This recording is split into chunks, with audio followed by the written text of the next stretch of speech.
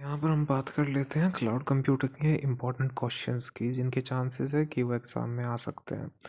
Right now तुम एक चीज़ ध्यान रखना कि तुम्हारा जो पेपर कोड है वो होना चाहिए KCS 713।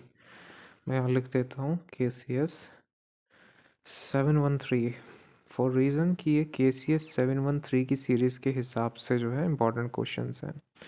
देखिए सबसे पहला क्वेश्चन हमारा आता है क्लाउड एडॉप्टेशन, यानी कि क्लाउड कंप्यूटिंग में क्या एडॉप्टेशन की उसने और उसकी पॉलिसीज़, जो पॉलिसीज़ क्लाउड कंप्यूटिंग के साथ चेंज हुई। दूसरा हमारा आता है वर्चुअल डेस्कटॉप इंफ्रास्ट्रक्चर, इसके ऊपर क्वेश्चन बनता ही बनता है। उसके बाद हमारा आता है क्लाउड कंप्यूटिंग आर्किटेक्चर, ये सब यूनिट 1 के हैं। After that we have the challenges, जो कि हमारे चैलेंजेस फेस किए गए हैं आर्किटेक्चर में। FAC है, ये फाड़ नहीं है, कभी आप इसे फाड़ समझ ले, बैड राइटिंग। और उसके बाद आता है हमारा लास्ट क्वेश्चन जो है जो है कंप्यूटिंग रेफरेंस मॉडल, राइट। ये आपको नीट एंड क्लियर डायग्राम के साथ दिखाना है। तो इसमें से मैंने यहाँ पर आपको 3 4 5 6 क्वेश्चंस बताए हैं। मोस्टली इन्हीं में से आपको 2 क्वेश्चन लिटरली मिल ही जाएंगे, फंसेंगे पक्की बात है। इसके बाद बारी हमारी आती है यूनिट 2 की। सो यूनिट 2 में सबसे पहली चीज़ आती है hardware visualisation, not visualisation, I am sorry, computer वो करने की वजह से, क्या बोलते हैं, एनालिटिक्स का काम करने की वजह से विजुअलाइजेशन बोल रहा हूँ मैं, इट्स वर्चुअलाइजेशन। इसके बाद आता है computer service architecture, service oriented architecture, यानी SOA और SOAP। तो इन दोनों, सोप का मतलब साबुन नहीं है, ये डिफरेंट एक यूनिट है, ये इसका हमारा छोटा सा टॉपिक है। इसके बाद आता है architectural constraint. Now what is the meaning of constraints? परेशानियाँ, प्रॉब्लम्स, जैसे कि एक तरीके से हम कहते हैं कि कमियाँ आने वाली, तो उसे कॉन्स्ट्रेंट कहते हैं, वो भी वेब सर्विस में आने वाले यूनिट 2 का टॉपिक है। अगला आता है हमारा लोड बैलेंसिंग, और लोड बैलेंसिंग के बाद आता है वर्चुअलाइजेशन, दोबारा से वर्चुअलाइजेशन। लिटरली मेरे लिए बहुत कंफ्यूजिंग हो जाता है विजुअलाइजेशन वर्चुअलाइजेशन, क्योंकि जब आप बहुत ज़्यादा टाइम तक पांडा करते हो, लिटरली अगर आपको पता हो तो मैट प्लॉटलिब, सीबॉन्ड और जो होता है प्लॉटी, ओके, ये जो 3 लाइब्रेरीज होती हैं इनसे हम विजुअलाइजेशन करते हैं, ज़्यादा फर्क नहीं होता। 3 लाइब्रेरीज एक्चुअली मॉडिफाइड वर्जन है पिछली वाली का। सबसे पहले मैट प्लॉट लिब है, तो उसके अंदर क्या होता है, ग्राफ नहीं दिखाए जाते हैं। जो अगली होती है उसके अंदर जो ग्राफ है उसके अंदर जो लाइंस होती हैं पहले ही लिखी हुई आ जाती हैं उसी के अंदर फंक्शन में, और प्लॉटी उसका भी एडवांस वर्जन है। इसके बाद हम आ जाते हैं भैया हमारी यूनिट 3 पे। देखो मैं सोच रहा हूँ कि इसके ऊपर एक छोटी सी डीप वीडियो बनाऊँ, पर डीप वीडियो कैसी की तैसी, आप पहले से देखिए डीप वीडियो हो जाएगी। तो हाँ, लिटरली मतलब मैं 4th ईयर में जाके सोच रहा हूँ कि मुझे एक डीप वीडियो बनानी चाहिए, जबकि मैं पिछले 3 साल से वीडियोस बना सकता था। चलो छोड़ो। तो इसके बाद आपको मैप रिड्यूसिंग के बारे में बताना है सूटेबल एग्जांपल से। याद रखना मैंने तुम्हें बता रखा है कि क्वेश्चन पेपर तुम्हें कैसे लिखना है। हेडिंग लिखनी है, जो तुम्हारे पास हेडिंग्स हैं उनका ही एक डायग्राम बना दो अगर तुमसे डायग्राम नहीं बन रहा, और फिर उन्हीं हेडिंग्स को नीचे लिखना शुरू कर दो, क्योंकि वो लोग ऐसे ही चेक करते हैं। अगला आता है सिक्योरिटी चैलेंजेस दोबारा faced in cloud computing. Now this is basically security challenges तुम्हें बताना है इसका। एक इसके साथ आता है इवोल्यूशन भी बताना है तुम्हें इसका, राइट। तो इवोल्यूशन जैसे होता है। इसके बाद आता है Honey pot. Now what is Honey pot तुम्हें बताना होगा, ये समथिंग कुछ हैकिंग वैकिंग से रिलेटेड समथिंग कुछ है।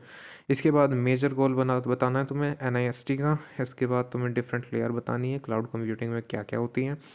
इनकी तुम्हें हेडिंग बना लो और हाइलाइटर रखना अपने पास, जब तुम एग्ज़ाम में जाओ तो हाइलाइटर लेके जाना, हाईलाइट कर देना अपनी हेडिंग को। इसके बाद आता है component of cloud provider. Cloud provider यानी कि जो सर्विस तुम्हें प्रोवाइड करवाते हैं। उसके बाद तुम्हें रिस्पॉन्सिबिलिटी बतानी है क्लाउड प्रोवाइडर की, service as model, service as जो भी है। इसके बाद तुम्हारा आता है हमारा Amazon S3 के बारे में तुम बताना है, और इसकी एडवांटेज बतानी है और डिसएडवांटेज बतानी है। ये Amazon S3 भी एक क्लाउड प्रोवाइडर है।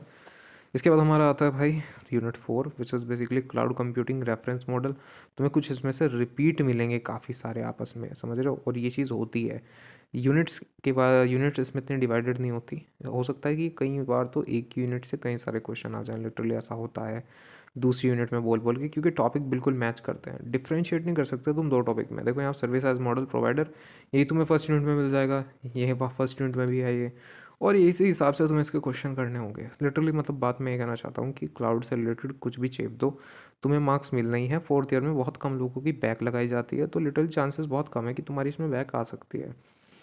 क्लाउड कंप्यूटिंग रेफरेंस मॉडल किसी और यूनिट में भी तुमने देखा होगा। इसके बाद तुम्हें बताना है थर्ड पार्टी क्लाउड सर्विस।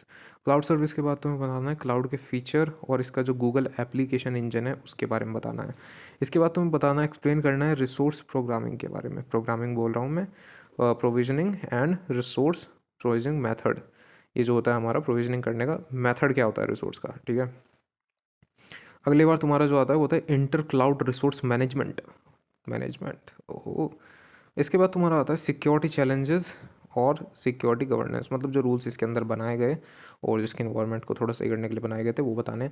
ऐसे एज आई टेल यू, ये क्वेश्चन तुम्हें पहले भी कहीं पे मिल जाएगा, ये क्वेश्चन भी तुम्हें मिल जाएगा, सारे क्वेश्चन एक जैसे ही हैं। घुमा फिरा के मैं फिर कह रहा हूँ वही छेप दो जो तुम्हें आता है, खाली मत छोड़ो। जैसे कि यहाँ पे हडूप का हडो लिख रखा है, हडो है वैसे हडो ही होता है। दूसरा Microsoft Azure cloud computing federation foundation, इसके बारे में तुम्हें समझाना है। यहाँ पे तो कुछ कम ही क्वेश्चन होंगे। क्लाउड कंप्यूटिंग डिस्ट्रीब्यूटेड कंप्यूटिंग के बारे में तुम बताना है। इसके बारे में कोशिश ये करना है, इसका डायग्राम बनाने की कोशिश करना दोनों का। देखो क्या होगा, मान लो तुम्हें 3 पेज का एक 10 मार्क्स का क्वेश्चन तैयार करना है, तो पूरे एक पेज पे डायग्राम बना दो। ये मेरी ट्रिक है, मैं तुम बता रहा हूँ। पूरे एक पेज पे डायग्राम बना दो, दूसरे पेज पे ये तुम्हारी मतलब हेडिंग से सारी हेडिंग करके ऐसे ऐसे ऐसे एक डायग्राम बना दो, तो मतलब 1.5 पेज तुम्हारा खत्म हो गया। सबसे पहले मैं क्या करता हूँ, ब्लैक पेन लेके जाता हूँ और हेडिंग लिखना स्टार्ट करता हूँ। मैं खुद ही, मुझे किस चीज़ को कितने वो देनी है, लाइनिंग देनी है, मैं डाल देता हूँ। और मैं ब्लैक पेन से डायग्राम, हेडिंग और जो पेज छोड़ने हैं उतना पूरा लिख देता हूँ एंड तक। शुरू के 30 मिनट मेरे इसी काम में जाते हैं। अब इसके बाद क्या होता है, मैं ढंग से लिखना शुरू करता हूँ और जब लास्ट के 30 मिनट बचते हैं, चाहे मैंने 20 पेज किए हो, 21 पेज किए हो, मैं कुछ भी पेल देता हूँ। जो मैं कुछ भी पेलता हूँ वो सही हेडिंग, सही जो अलाइनमेंट है मेरी ब्लैक पेन का, जो मैंने शुरू के 30 मिनट में दिया है, उसकी वजह से बिल्कुल सेट बैठता है और वहाँ पर मार्क्स नहीं कटते। ये हर थ्योरी के पेपर में काम करता है, बट ये लॉजिकल पेपर्स में काम नहीं करता है। मतलब अगर तुम्हारा कोई एग्ज़ाम है जो लॉजिकल है, मैथ है जैसे कि, तो इसमें काम नहीं करेगा। इसके बाद हमारे आते हैं क्लाउड सर्विस, वेब सर्विस के बारे में बताना है और एपीआई के बारे में बताना है, हडूप की हिस्ट्री और हडूप का आर्किटेक्चर। यही इतने इंपॉर्टेंट क्वेश्चन है इसके अंदर। इन्हें अगर तुम कर लेते हो तो इनके बाहर कोई क्वेश्चन आने वाला है नहीं। यही क्वेश्चंस हैं जो 10-10 मार्क्स में फंसते हैं, और अगर तुम इन्हें कर लेते हो तो तुम बहुत जल्दी से मतलब क्लियर कर सकते हो इस पर, और ये एक दिन में कर सकते हो तुम। टोटल टाइम इन सारे क्वेश्चंस को करने का एक्चुअली एक दिन है। एक दिन छोड़ो, तुम इन्हें टोटल 7 आवर में कर सकते हो। तुम इस जो सब्जेक्ट है इसे 7 घंटे के अंदर प्रिपेयर करके पास हो सकते हो। और यकीन नहीं होता तो मैं इसके लिए तुम्हारे लिए एक 7 घंटे की वीडियो बना दूंगा, जिसके अंदर तुम देख सकते हो कि कैसे तुम्हारे जो सीनियर हैं वो प्रिपरेशन करते हैं, क्योंकि तुम्हारे सीनियर प्रिपरेशन कर सकते हैं।